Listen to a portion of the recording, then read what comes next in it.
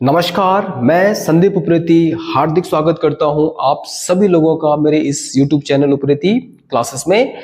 हम यहां पर उत्तराखंड का रिवर सिस्टम पढ़ रहे हैं और उत्तराखंड के रिवर सिस्टम के अंदर हम लोगों ने यमुना रिवर सिस्टम को तो कंप्लीट कर दिया है।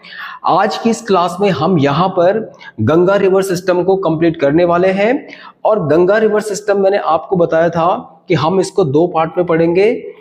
पहला पार्ट यानी भागीरथी रिवर सिस्टम हम कंप्लीट कर चुके हैं। आज की इस क्लास में हम जो अलकनंदा नदी है और इसकी जो फेमस ट्रिब्यूटरीज हैं हम उसे आज कंप्लीट यहां पर करने वाले हैं। तो वीडियो बहुत इंपॉर्टेंट होने वाला है और एग्जाम के पॉइंट ऑफ व्यू से ये सारी की सारी रिवर्स इंपॉर्टेंट भी हो जाती हैं। तो चलिए हम शुरू करते हैं अलकनंदा नदी की कहानी को। अलकनंदा नदी जो कि उत्तराखंड के अंदर चमोली जिले में यहाँ पर एक माउंटेन ये आपको दिख रहा होगा, इस पर्वत को कहा जाता है सतोपन पर्वत। इस सतोपन पर्वत के ऊपर यहाँ पर स्थित है अलकापुरी बांक ग्लेशियर और इस अलकापुरी बांक ग्लेशियर से पानी नीचे रिसकर आएगा तो यहाँ पर एक लेक बनी हुई है जिस लेक या जिस झील का नाम है सतोपंत झील। इसी सतोपंत झील से निकलती है अलकनंदा नदी। इस अलकनंदा नदी को यहाँ पर विष्णु गंगा के नाम से भी जाना जाता है। अब अलकनंदा नदी यहाँ से आगे आएगी और इस केशव प्रयाग नाम की जगह पर इसमें सरस्वती नदी का संगम हो जाता है। अब जो इस सरस्वती नदी है ये देवताल, इस देवताल की खास बात यह है ये उत्तराखंड का सबसे ऊंचा सबसे हाइट पर स्थित लेक है या ताल है और इस देवताल के इधर से ये चौखंबा पर्वत है और यहाँ पर क्या है कामेट पर्वत है। कामेट पर्वत जो कि उत्तराखंड का हाइट वाइज सबसे ऊंचा हाइट वाइज सेकंड नंबर का सबसे ऊंचा पर्वत है और हाइट वाइज उत्तराखंड का जो सबसे ऊंचा पर्वत है ना उसका नाम है नंदा देवी पश्चिमी यानी नंदा देवी वेस्टर्न, जिसकी हाइट है 7,817 मीटर। देवताल के बाद सरस्वती नदी अब माणा गांव में आ जाती है। माणा गांव जो कि एक सीमांत गांव है यानी इसके बाद तिब्बत की सीमा लग जाती है। तो इसी माणा गांव में इस सरस्वती नदी के किनारे यहाँ पर दो फेमस गुफाएं हैं। एक गुफा का नाम है व्यास गुफा और एक गुफा का नाम है गणेश गुफा। इन गुफाओं के बारे में ऐसी मान्यता है कि यहाँ पर वेद व्यास जी ने वेदों की रचना की थी, यानी वेद व्यास जी बोल रहे थे और गणेश जी यहाँ पे लिखने का काम कर रहे थे। और वैसे भी उत्तराखंड के अंदर इस तरह की कई सारी गुफाएं हैं जो एग्जाम के पॉइंट ऑफ व्यू से इंपॉर्टेंट हो जाती हैं। इसके बाद ये नदी यानी सरस्वती नदी अब आगे आएगी और यहाँ पर इस नदी के ऊपर भीम पुल है और इस भीम पुल का संबंध है पांडवों से।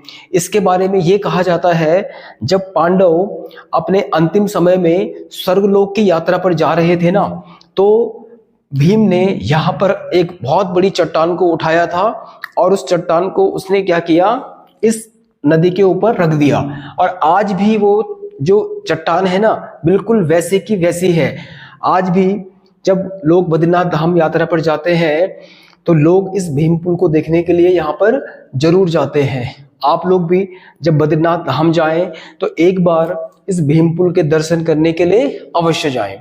अब इस तरह से जो सरस्वती नदी है इन दोनों का संगम हो जाएगा केशव प्रयाग में। अब यहाँ से अलकनंदा और सरस्वती नदी मिलकर आगे आएंगी।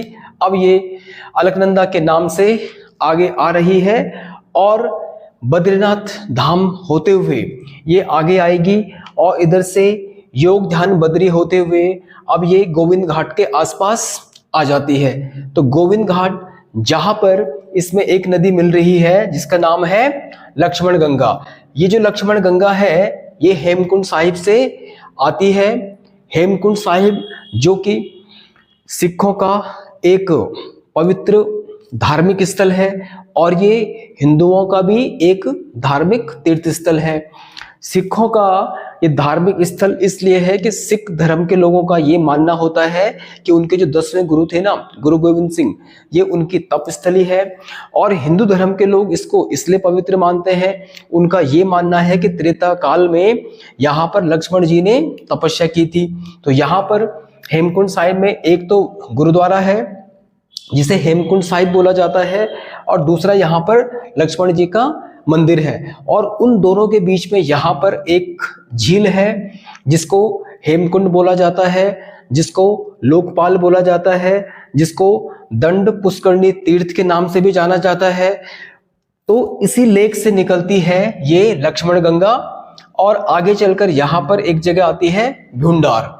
इस भ्यूंडार नाम की जगह पर इसमें मिल जाती है पुष्पावती नदी। अब पुष्पावती नदी जो निकलती है ये फूलों की घाटी से निकलती है, जिसको वैली ऑफ फ्लावर्स बोला जाता है। जो भ्यूंडार में पुष्पावती नदी और लक्ष्मण गंगा का संगम होता है।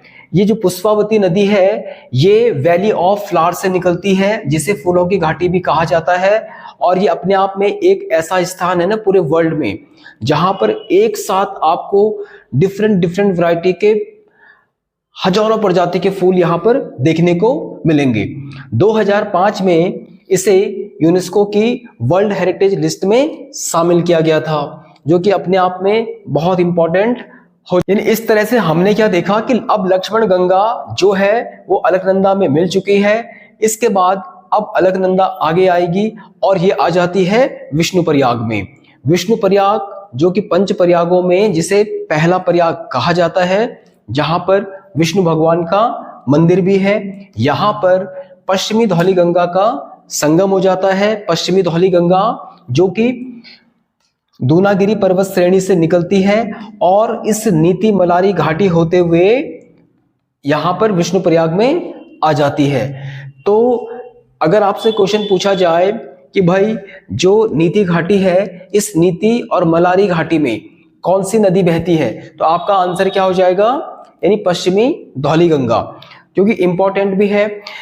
ये जो नीति घाटी में और इस माणा घाटी में भोटिया प्रजाति के लोग रहते हैं। यहाँ पर भोटियाओं के बहुत सारे गांव हैं, जहां पर भोटियाओं की एक प्रजाति मारछा और तोलछा रहती है। इसी नीति घाटी में यहाँ पर एक गांव है जिसको बोलते हैं मलारी। इस मलारी गांव में यहाँ पर टिम्बर सैंड गुफा है, और इस गुफा के बारे में ये कहा जाता है कि जिस तरह से अमरनाथ में ना हर साल विंटर में एक बर्फ का शिवलिंग बन जाता है, तो उसी तरीके से इस टिम्बर सैंड गुफा में भी एक बर्फ का शिवलिंग बन जाता है, जो अपने आप में एक देखने लायक जगह है। और इसी मलारी गांव में इस पश्चिमी धौली गंगा के किनारे भविष्य बद्री मंदिर है। और भविष्य बद्री मंदिर के बारे में ये कहा जाता है कि जब घोर कलयुग आएगा तो ऐसा कहा जाता है कि बद्रीनाथ में 2 माउंटेन है जिसको नर और नारायण पर्वत के नाम से जाना जाता है। तो ये नर और नारायण पर्वत ना आपस में पास में आ रहे हैं। तो जैसे ये आपस में पास आएंगे और एक टाइम ऐसा आएगा ये आपस में चिपक जाएंगे, तो जिससे बद्रीनाथ का रास्ता ब्लॉक हो जाएगा। तब बद्रीनाथ भगवान की पूजा इस भविष्य बद्री में की जाएगी, क्योंकि ऐसा माना जाता है कि भविष्य बद्री में जो विष्णु भगवान की मूर्ति है ना, वो धीरे धीरे करके जमीन से ऊपर आ रही है, ऐसा वहां के लोगों की मान्यता है। तो इम्पोर्टेंट है एग्जाम के पॉइंट ऑफ व्यू से। वैसे भी जो पंचबद्री हैं वो तो एग्जाम के पॉइंट ऑफ व्यू से इम्पोर्टेंट हो ही जाते हैं। यहाँ पर इसी मलारी गांव में इस पश्चिमी धौली गंगा में गिरथी गंगा का संगम होता है। और जो गिरथी गंगा है ना, ये पिथौरागढ़ जिले से आती है और यहाँ पर इस नदी से मिल जाएगी। इसकी एक और सहायक नदी है जिसको बोलते हैं ऋषि गंगा। ऋषि गंगा जो कि नंदा देवी पर्वत श्रेणी से निकलती है और इस तरह से ये पश्चिमी धौली गंगा में मिल जाएगी। विष्णु प्रयाग के पश्चात अब ये नदी जो है ना, ये नंद प्रयाग में आ जाएगी, जहां पर इसमें नंदाकिनी का संगम हो जाएगा। इस संगम पॉइंट पर गोपाल मंदिर है और जो नंदाकिनी है ना, ये त्रिशूल पर्वत के निकट एक जगह है नंदा घुंगटी। उस नंदा घुंगटी से निकलेगी और इसकी एक प्रमुख ट्रिब्यूटरी है जिसका नाम है रूप गंगा। और जो ये रूप गंगा है ना, ये रूप गंगा निकलती है रूपकुंड से। अब जो रूपकुंड है इसके बारे में ये कहा जाता है ये उत्तराखंड का रहस्यमयी ताल है, इसे उत्तराखंड का कंकाली ताल, यानी यहाँ पर इंसानों के बहुत सारे कंकाल पड़े हुए हैं, तो इसीलिए इसको रहस्यमय ताल के नाम से भी जाना जाता है। नंद प्रयाग के बाद अब जो अलकनंदा नदी है ये आ जाती है करण प्रयाग में। करण प्रयाग में इस नदी में संगम हो जाता है पिंडर नदी का, और इस संगम पॉइंट पर कर्ण का मंदिर है, कर्ण जिसको वहां पर कर्ण देवता के रूप में जिसकी पूजा की जाती है, और दूसरा वहां पर उमा देवी का मंदिर है। महाभारत काल में ऐसा कहा जाता है कि कर्ण ने यहाँ पे तपस्या की थी, और ये कर्ण की तप स्थली होने के कारण इसका नाम क्या है, करण प्रयाग है। अब जो ये पिंडर नदी है ये आती है पिंडारी ग्लेशियर से, और जो ये पिंडारी ग्लेशियर है ये बागेश्वर में स्थित है। इसी पिंडर नदी की यहाँ पर एक ट्रिब्यूटरी या एक सहायक नदी है जिसका नाम है आटा गाड। अब ये आटा गाड जो है ये दूधातोली पर्वत श्रेणी यानी दूधातोली माउंटेन्स सीरीज से निकलती है। जो ये दूधातोली पर्वत श्रेणी है ना, ये मध्य हिमालय या मिड हिमालय की एक रेंज है जो उत्तराखंड के 3 जिलों में फैली हुई है, आपका पौड़ी, चमोली और अल्मोड़ा। तो जो चमोली वाला हिस्सा है वहां से निकलती है आटा गाड। करण प्रयाग के बाद अब अलकनंदा नदी आ जाती है रुद्रप्रयाग में, जहां पर रुद्रेश्वर महादेव का मंदिर है, और यहीं पर संगम हो जाता है मंदाकिनी नदी का। अब जो मंदाकिनी नदी है ये ओरिजिनेट होती है चौराबड़ी यानी रुद्रप्रयाग में चौराबड़ी ग्लेशियर से, और इस चौराबड़ी ग्लेशियर के नीचे ना यहाँ पर एक लेक झील भी है जिसको चौराबड़ी झील के नाम से जाना जाता है, या उसको गांधी सरोवर के नाम से भी जाना जाता है। और इस तरह से मंदाकिनी केदारनाथ धाम होते हुए और रुद्रप्रयाग में अलकनंदा नदी से मिल जाएगी। रुद्रप्रयाग के पश्चात अब ये नदी आगे आएगी, और यहाँ पर एक जगह है कलियासोड़। इस कलियासोड़ के पास में यहाँ पर प्रसिद्ध शक्तिपीठ धारी देवी का मंदिर है। धारी देवी के मंदिर के बाद अब ये नदी आ जाती है श्रीनगर में। श्रीनगर जो कि कभी गढ़ राज्य की कैपिटल हुआ करता था, अब श्रीनगर से ये नदी आ जाती है देवप्रयाग में। तो इस देवप्रयाग में अलकनंदा और भागीरथी का संगम हो जाएगा। भागीरथी नदी जो कि गंगोत्री ग्लेशियर से निकलती है, और इस तरीके से यहाँ पर सास और बहू का संगम हो जाता है, और इसी देवप्रयाग से अब इसका नाम पड़ जाता है गंगा नदी। देवप्रयाग जो कि इन 5 प्रयागों में सबसे पवित्र प्रयाग माना जाता है, और इसके बारे में ये कहा जाता है कि ये साक्षात राम भगवान की तप स्थली है। देवप्रयाग के पश्चात अब ये नदी जब आगे जाएगी तो यहाँ पर एक जगह आती है ब्यास घाट। इस ब्यास घाट नाम की जगह पर इसमें संगम हो जाता है इस नयार नदी का। नयार नदी जो कि दूधातोली पर्वत श्रेणी, अभी मैंने बताया था ना कि दूधातोली पर्वत श्रेणी जो कि चमोली, अल्मोड़ा और पौड़ी में फैली हुई है। तो जो पौड़ी वाला हिस्सा है यहाँ से 2 नदियां निकलती हैं, एक का नाम है पूर्वी नयार और एक का नाम है पश्चिमी नयार। ये पूर्वी नयार और पश्चिमी नयार ये दोनों मिल जाती हैं सतपुली में, सतपुली यानी पौड़ी गढ़वाल में। अब सतपुली से अब इसका नाम पड़ जाता है नयार, जिसे नबाल का भी कहते हैं, जिसको नाद गंगा के नाम से भी जाना जाता है। और इस तरह से इस ब्यास घाट में इन दोनों नदियों का संगम हो जाता है। तो यहाँ पर आपसे वो क्वेश्चन पूछ सकता है कि भाई बताइए गंगा नदी की पहली सहायक नदी कौन है उत्तराखंड में? तो आंसर आपका हो जाएगा नयार नदी। अब इस तरीके से जो ये गंगा नदी है ब्यास घाट से आगे होते कौडियाला, ब्यासी होते हुए अब ये ऋषिकेश में आ जाती है। ऋषिकेश में इसका संगम हो जाता है चंद्रभागा नदी से, और इससे आगे रायवाला में इस नदी में मिल जाती है सौंग नदी, और इसके बाद हरिद्वार में इसमें एक और नदी मिल जाएगी सालोनी नदी। और ये तीनों की तीनों जो नदियां हैं ये देहरादून जिले से आकर इसमें मिल जाती हैं। और इस तरह से हरिद्वार के बाद अब जो गंगा नदी है वो उत्तर प्रदेश में एंटर हो जाती है। उत्तराखंड में गंगा नदी कि डिस्टेंस मात्र 96 किलोमीटर है। यानी कहने का मतलब क्या हुआ कि हरिद्वार से लेकर और देवप्रयाग तक जो गंगा नदी की लंबाई है वो 96 किलोमीटर है।